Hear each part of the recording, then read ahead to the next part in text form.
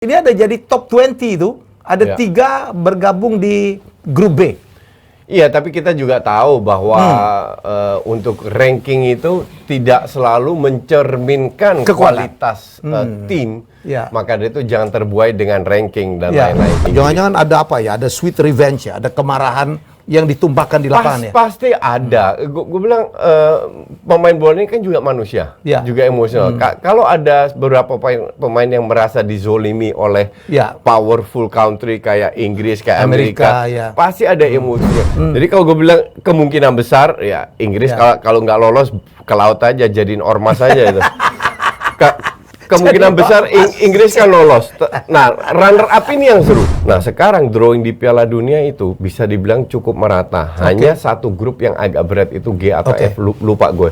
Tapi ini cukup merata. Apakah si Harry Maguire akan tetap menjadi pilihan? Gue bilang iya. Karena dia nggak pernah mengecewakan Southgate di timnas ya. Di timnas.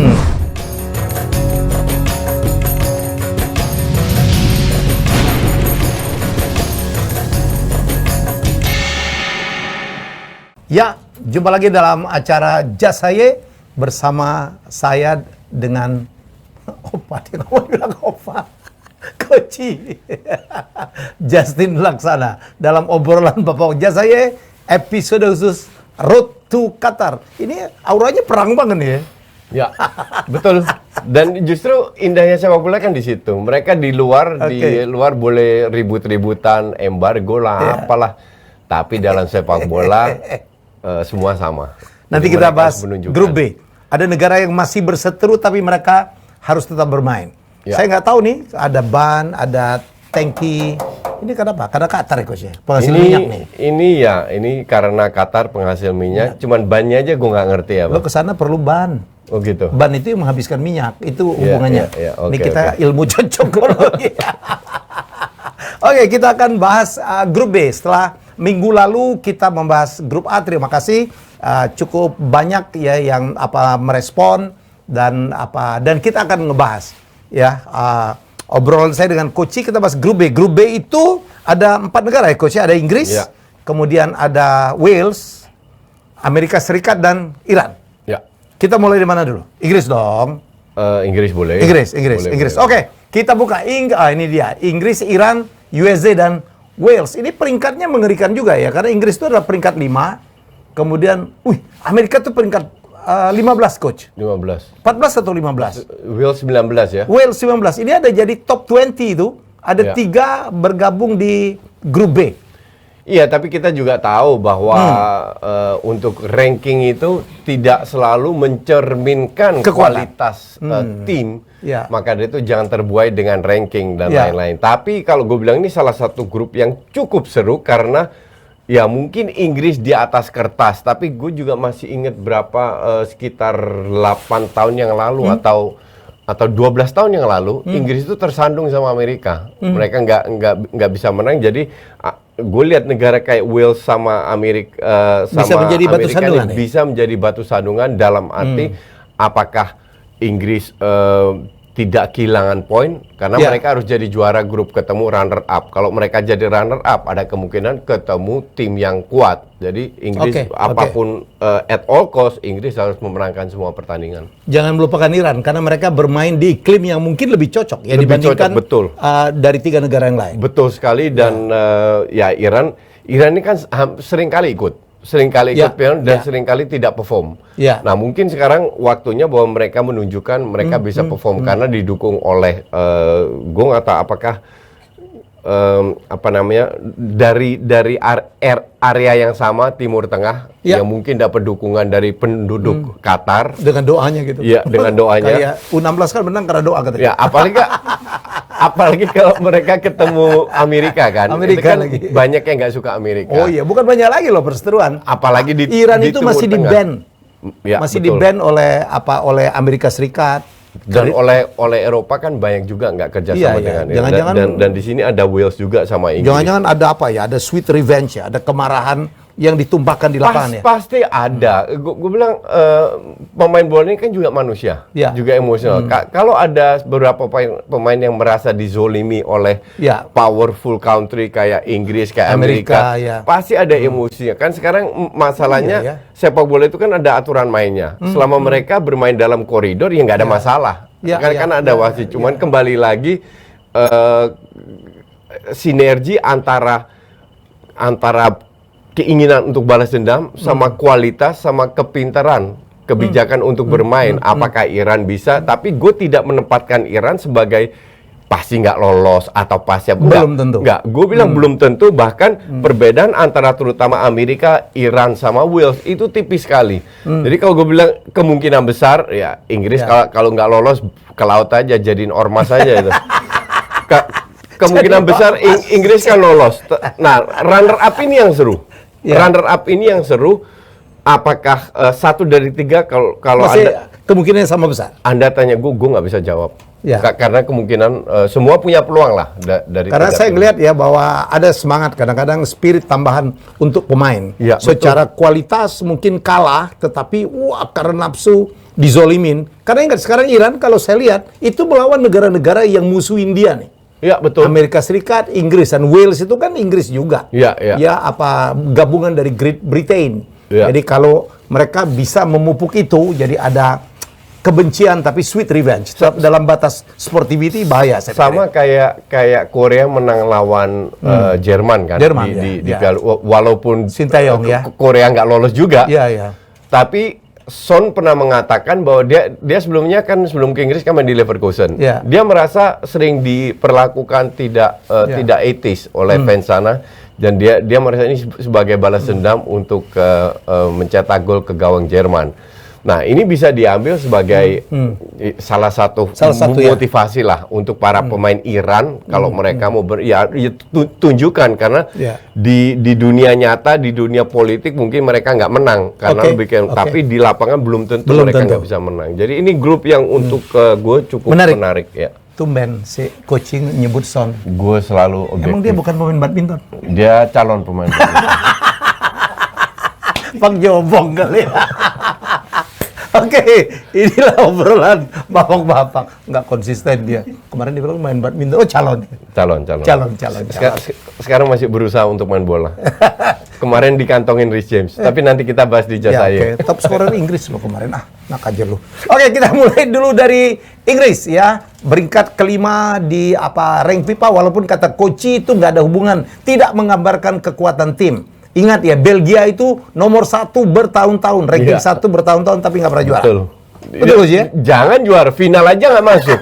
Tapi iya kan? Iya, deretan pemainnya mengerikan waktu itu ya. Itulah kalau seandainya rank FIFA ini hanya dikumpulkan oleh ketemu tim-tim friendly. Ketemu tim-tim lemah ya, friendly mah mereka bisa menang semua. Makanya PSSI dulu selalu lawan tim-tim lemah. Betul. Supaya peringkatnya naik. Iya, betul. Naiknya dikit-dikit banget. Iya. Nggak masuk akal negara sebesar Indonesia peringkatnya 100 lebih. 150-an. Iya, dan seneng banget. Kita ngomongin apa ya? Inggris, coach. Kita lihat dari pelatih ya, Gareth Southgate. Is he a good coach? He is not bad, tapi gue bilang kalau seandainya pelatihnya hebat, itu bisa lebih pelatih hebat itu parameternya itu bukan trofi, tapi bagaimana dia bisa memaksimalkan kualitas pemain di lapangan. Dan gue bilang Southgate belum sanggup, levelnya belum situ sehingga dia bisa memaksimalkan kapasitas pemain. Padahal kalau kita lihat pemain-pemainnya di Liga Inggris ya keren, betul. Dan pemain Inggris ini sudah waktunya membuktikan bahwa IPL kan gue selalu bilang, dan gue rasa bukan gue doang, banyak orang bilang bahwa IPL ini besar karena pelatih luar dan pemain luar. Nah, sekarang Inggris harus membuktikan dengan pemain lokal dan pelatih lokal apakah mereka bisa menjadi juara atau apa. Kalau dari sisi kualitas pemain di atas kertas, mereka punya peluang. Mestinya. Seperti kayak Jerman, seperti kayak Spanyol, seperti kayak Perancis, Argentina, Brasil. Ini gue masukin Inggris juga salah satu tim yang favorit lah. Saya masih ingat, saya pikir saya oke lah Gareth Southgate. Apalagi pelatih lokal ya. Karena berkali-kali timnas Inggris itu dilatih oleh pelatih asing. Luar, ya. Ya pernah Itali, pernah Sven-Goran Eriksson, ya. Dan sekarang untuk pertama kali mereka, bukan pertama kali, sekarang kembali lagi ke pelatih Inggris. Tapi gue oke dengan dia kecuali pada saat final Piala Eropa. Ya waktu tos-tosan itu menurut saya memasukkan ya pemain yang baru 1 menit disuruh nendang penalti dan tiga-tiganya nggak masuk. Itu blunder. Rashford, Sancho. Dan itu pemain muda semua. Ini gue bilang juga salah satu blunder. Cuman gue lihat waktu Piala Dunia kalau nggak salah, mereka itu sering dapat drawing yang gampang. Nah sekarang drawing di Piala Dunia itu bisa dibilang cukup merata. Hanya satu grup yang agak berat itu G atau F, lupa gue. Tapi ini cukup merata.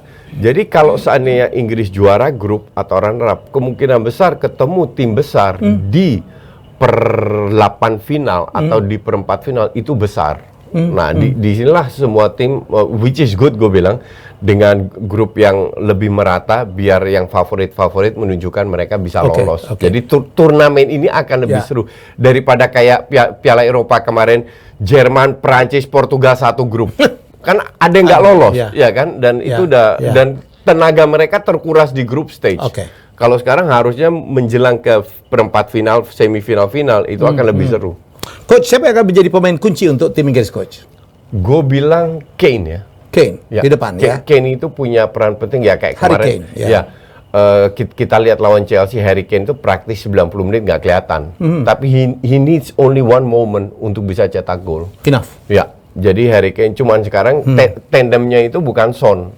Nah, apakah dia dengan tandemnya kemungkinan Bukayo Saka di kanan atau Sterling ya. Grealish atau Sterling di belakangnya. Nah, apakah itu bisa cocok atau enggak? Cuman tambah lama pemain-pemain Inggris yang main di timnas itu starternya starternya itu bermain di klub besar. Jadi mereka terpengaruh juga dengan influence pelatih-pelatih lokal untuk meningkatkan visi bermain mereka. Maka dari itu tambah lama harusnya Inggris tambah perform, harusnya. Peluang Foden sama Tammy Abraham? Tammy gue nggak yakin. Tammy pasti jadi pelapis. Tammy masih 2 level di bawah Kane. Tapi Foden itu sangat bisa. Karena Grealish berkali-kali diberi kesempatan di klub pun juga nggak kelihatan. Bisa juga atau Foden atau Sterling digeser ke nomor 10. Kalau mau bermain dengan 1 DM atau 2 DM karena masih ada Mason Mount. Foden gue bilang pemain yang very smart dan skillful dan bisa cetak gol. Gue bilang kalau gue sih jadi Southgate, gue akan pasang Foden sebagai starter dari sayap kiri. Marcus Rashford enggak. Sancho, Rashford gue bilang seleksi pun enggak. Kalau dia performanya 2 bulan ke depan tidak meningkat, selesai. Tidak akan dipanggil. Iyalah, apa yang dia tunjukkan? Nothing. Marcus Rashford out. Ya, dan sayang sekali karena ini secara bakat one of the best winger kan dan dia hampir selalu masuk timnas. Tapi kembali lagi persaingan itu kan tambah lama tambah ketat, terutama di Inggris. Kalau dia tidak menunjukkan performanya dan konsisten tiap minggu, bukan hanya 1 match, 2 match. Kalau dia tidak menunjukkan konsisten selama 1 minggu, Rashford sama Sancho susah masuk. Gila ya, 2 talenta yang masih jadi andalan Southgate waktu Piala Eropa betul. Dan mereka karena penampilan di klub yang parah banget. Sama kayak di Piala Dunia itu kan yang diandelin si Lingard sama Dele Alli. Dua-dua out sekarang. Ya kan? Banyak banget pemain hilang ya. Bakay Sako akan tetap ya. Ya, Bukayo Saka. Bukayo Saka itu dia tampil sangat konsisten. Selalu jadi starter di Arsenal. Kalau nggak cetak gol tapi punya kontribusi. Keren. Dan begitu juga Foden. Jadi gue expect Foden akan jadi starter. Di tengah coach, Calvin Phillips, kemudian Mason Mount, Declan Rice. Ya. Sebagai anchor biasanya si Southgate kan ngandelin Calvin Phillips sama Declan Rice. Yang jadi masalah sekarang semenjak dia pindah ke Man City, dia nggak selalu bermain, bahkan dia belum bermain, dia lebih jadi pelapis. Nah ini bisa mempertaruhkan seleksi dia. Kalau dia nggak pernah main di City, nggak ada alasan juga untuk menseleksi dia. Karena banyak lain, Ward Prowse contoh yang lebih bisa diberi kesempatan. Jude Bellingham, ini keren di tengah. Jadi di tengah ini Southgate juga punya pilihan cukup banyak. Tapi Declan Rice kemungkinan besar main sama Henderson. Kalau gue bilang sih Henderson harus main karena pengalaman ya.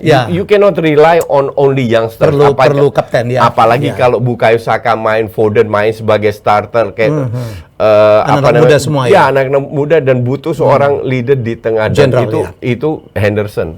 Jadi di tengah bisa dibilang cukup banyak lah pilihannya dan tergantung performa. Kita bisa sekarang bicara di bulan Agustus, tapi turnamen ini di bulan November. Ya. Menjelang berapa bulan ke depan, performa pemain bisa berubah. Bisa lebih bagus, bisa jeblok. Dan kalau kita sekarang bahas contoh Declan Rice. Siapa tahu Declan Rice di West Ham permainannya jelek sekali. Ya. Bisa aja dia nggak, walaupun dia biasa menjadi pilihan utama. Jadi we never know. Oke. Coach belakang. Ya. Apakah si Harry Maguire akan tetap menjadi pilihan? Gue bilang iya, karena dia nggak pernah mengecewakan Southgate di timnas ya. Di timnas. Sama kasus ini kayak Bergwijn. Bergwijn di Spurs main 1 menit, 2 menit, 3 menit. Tapi di timnas Belanda selalu starter dan selalu cetak gol. Di bawah Van Gaal selalu bagus. Kebetulan dia sekarang main di Ajax reguler, kemarin cetak hat-trick. Tapi kasusnya nggak jauh beda sama Maguire. Maguire musim lalu bapuk-puk, I agree. Tapi satu Man United bapuk, bukan dia doang. Nah tahun ini nggak jelek, dibilang nggak bagus nggak juga, tapi dibilang jelek nggak juga. Masih banyak yang lain jelek. Hanya pesaingnya itu siapa? John Stones, iya kalau dia fit. Terus Trippier itu kan winger kanan. Jadi kalau untuk center back, siapa ya? Dibanding si center backnya Aston Villa, ya masih mending Maguire. Siapa itu namanya yang gimbal itu rambutnya. But kalau gue bilang pilihan Southgate di belakang untuk pemain berkualitas nggak banyak, lebih banyak di depan sama ya di depan terutama lah. Jadi kritis juga ya. Ya di belakang ya dia harus punya komposisi yang benar di mana 4 pemain ini bisa bekerja sama. Biasanya kan Luke Shaw main di kiri. Nah Luke Shaw kayak apa sekarang? Hilang. Kalau kanan masih solid, ada Trippier, ada James, ada TAA, ada Walker. Jadi di kanan itu masih banyak pilihan. Tapi di kiri yang agak berat. Nah, Luke Shaw kayak begini mungkin for the rest of the match dia akan jadi cadangan terus kalau Malaysia bermain bagus. Pada saat dia jadi cadangan terus, susah juga mau menempatkan siapa, nggak tahu juga gue. Pada waktu di Piala Eropa, Maguire sama Luke Shaw itu bagus, betul. Cepet banget ya. Iya. Seorang pemain hilang ya coach. Iya, jadi kembali lagi prioritasnya Southgate seperti apa? Ada pelatih kayak Van Gaal gitu, dia tetap percaya pemain, walaupun nggak bermain tetap akan dimainkan. Tapi ada pelatih juga yang berpikir ya, lo akan masuk seleksi kalau seandainya lo tiap minggu bermain di klub lo. Kalau enggak. Jadi kita nggak tahu preferensinya apa. But I think Maguire akan main. Ya. Kiper. Ramsdale kan akan jadi pilihan pertama atau Pickford? Gue bilang Ramsdale. Pickford itu jelek dengan bola atas. Refleksnya bagus. Kan gue selalu bilang Pickford ini nggak jauh beda sama Victor Valdes. Zamannya Pep. Ya. Itu gue selalu kritik. Victor Valdes selalu gue kritik, tapi fans Barca kan bilang, oh dia menang banyak trofi dan terbukti pada saat dia keluar di Barca hilang. Gone. Kenapa? Karena di Barca depannya ada Pique sama Puyol. That's different cake. Nah, kalau kita bicara kualitas pemain, Pickford itu sangat jelek dengan bola-bola atas. Nah, mungkin secara refleks bagusan Pickford daripada Ramsdale. Tapi untuk cari kiper yang lebih komplit, bahkan yang bisa menjadi saingan itu Henderson. Henderson sekarang harus membuktikan di Forest ya. Di Forest dia membuktikan kalau dia bisa tampil konsisten, bisa aja dia menjadi pesaing kuat Ramsdale sama Pickford. Karena kemarin tuh nggak masuk radar karena kemarin si cadangan terus. Rangnick tidak memainkan dia ya. Iya. Cadangan terus. Nah, sekarang dia tiap minggu bermain, Pickford tiap minggu bermain, Ramsdale tiap minggu bermain. Kita lihat form of the day-nya seperti apa menjelang November. Kita sepakat barangkali dan sepakat Inggris pasti lolos ya, atau kemungkinan besar ya, 99% lolos dari lah. grup B, walaupun apapun bisa terjadi. Ya, apapun bisa terjadi ya. Kita lihat Wales ya, Wales dengan Gareth Bale, Daniel James dan Aaron Ramsey. Bagaimana peluang ini coach? Wales ini terlalu jomplang. Mereka tidak punya banyak pemain yang bisa mengangkat tim. Oke. Yang bisa diangkat itu paling Bale doang. Nah, Wales with Bale or without Bale itu ngaruh banget. Bale itu benar-benar bisa dibilang 50% dari kekuatan Wales satu orang. Jadi 1 dibanding 10 lah. Nah, yang jadi masalah apakah dia di usia segitu akan fit terus. Nah, kalau dia tidak fit, Wales mau kemana? Gue tidak lihat. Kalau Bale bermain, at least they still have a chance. Tapi kalau Bale nggak main, selesai Wales ini. Ngomong-ngomong, Bale main di mana sih sekarang? MLS? MLS kan belum start ya? LA Galaxy. Sudah start nggak seasonnya? Rasanya belum ya? Kayaknya udah. Oke. Baik. Di Wales ada Daniel James ya? Ya, mantan pemain MU yang dibuang dan kayaknya oke juga ya. Dan Aaron Ramsey. Gimana coach? Ramsey sekarang main di Nice di Perancis. Di Perancis. Ya oke. Levelnya oke. Masih oke, tapi bukan level yang bagus. Karena James sekarang harus membuktikan dia bisa tiap minggu bermain tanpa tekanan, apakah dia bisa perform atau tidak. Karena di MU benar-benar nggak perform, lebih banyak larinya daripada pegang bolanya. Tapi lebih bagus lah daripada yang sekarang. Terus si Ramsey pun demikian. Bertahun-tahun dia udah berapa tahun terakhir itu jarang sekali bermain. Nah, di Nice kalau dia diberi kesempatan untuk bermain ya. Tapi Wales itu tidak punya banyak pilihan. Jadi walaupun Ramsey jadi cadangan di Nice, tetap akan diseleksi. Apalagi kemarin tuh masuknya Wales ke Piala Dunia juga tuh terakhir banget coach ya. Itu kan lewat playoff lawan Ukraina kalau nggak salah. Untung-untungan ya. Untung-untungan juga. Dan berkat Bale juga nggak salah. Itu perannya besar Bale. Dan jangan lupa Bale itu rawan cedera banget. Iya betul. Ya, oke, kita ke USA. Waduh, USA itu ternyata peringkat ke-14 atau 15 dunia. Walaupun kata Koci itu kan karena waktu pertandingan itu dia lawan siapa dan menang dan masukin poin. Kalau real kekuatan enggak lah. Enggak di peringkat itu ya, dia betul. Itu kan di CONCACAF ya. Bahkan di grup aja itu Kanada loh yang nomor satu bukan Amerika. Maka kalau kita lihat McKennie, Dest jadi salah satu pemain penting di tim USA. Pulisic tapi ada Christian Pulisic. Pulisic kapan terakhir main bagus di Chelsea? Satu match aja main bagus. Udah mungkin 2 tahun yang lalu. Jadi Pulisic pun lagi menurun banget. Jadi apakah bisa cuma ngandelin Pulisic sama si McKennie? I don't think so. Dan banyak sekali pemain Amerika itu masih main di MLS. Levelnya kita tahu sendiri seperti apa. Jadi maka dari itu Wales, Iran sama Amerika itu beda-beda tipis, tergantung efektivitas, performa tim dan keberuntungan. Dan keberuntungan. Itu penting. Iya benar. Kayak ayam sayur kemarin beruntung banget. Balik lagi. Tapi dia hari ini Koci udah 2 kali menyebut nama Son. Enggak, satunya ayam sayur. Kenapa sih? Lo nggak bisa makan ayam memang ya? Nggak, gue suka ayam. Tapi kalau digoreng, bukan main bola. Bukan di sayur. Koci. Iran, Coach. Ya. Nggak banyak catatan kita. Iran nggak banyak. Gue tahu satu pemain tuh main di Liga Belanda. Ya. Jan Baks. Dia sempat main di Inggris cadangan. Ternyata di Liga Belanda di AZ Feyenoord pun juga cadangan. Oke. Tapi ya I'm not real impressed. Cuman Iran ini hampir selalu ikut ya, karena mewakili Asia dan Asia kalau kita bicara Jepang sama Korea masih bisa ngelawan. Nah Iran gue sih nggak yakin. Cuman kembali lagi justru tim-tim kayak gini yang tampil tanpa beban bisa mencuri poin dari negara lainnya. Yang penting mereka jadi kasih beban, jangan lu harus lolos, kalau nggak lu masuk penjara 20 tahun atau apa kayak gitu-gitulah. Kalau mereka dilepas, main aja, nikmati, enjoy the game, whatever hasilnya, bisa jadi mereka memberikan kejutan. Key player ada Sardar Azmoun. Even this guy I don't know, jujur aja. Ada Sardan. Main di mana juga nggak tahu. Ini mainnya di Bayern Leverkusen. Oh Leverkusen, oke. Ya kalau dia jadi starter di Leverkusen ya lumayan. Leverkusen lumayan bagus lah. Oke, tapi jangan lupa dulu Iran dulu punya legenda ya yang dulu pencetak gol terbanyak sepanjang masa itu sebelum kalau nggak salah dipecahin oleh Ronaldo atau siapa gitu adalah namanya Ali Day. Ya. Ya, saya pernah ke Teheran dan ditunjukin, wah Ali Day ini rumahnya. Dia kaya banget, sangat dihormati. Tapi setelah itu mereka berkonflik dengan Amerika sampai sekarang, coach.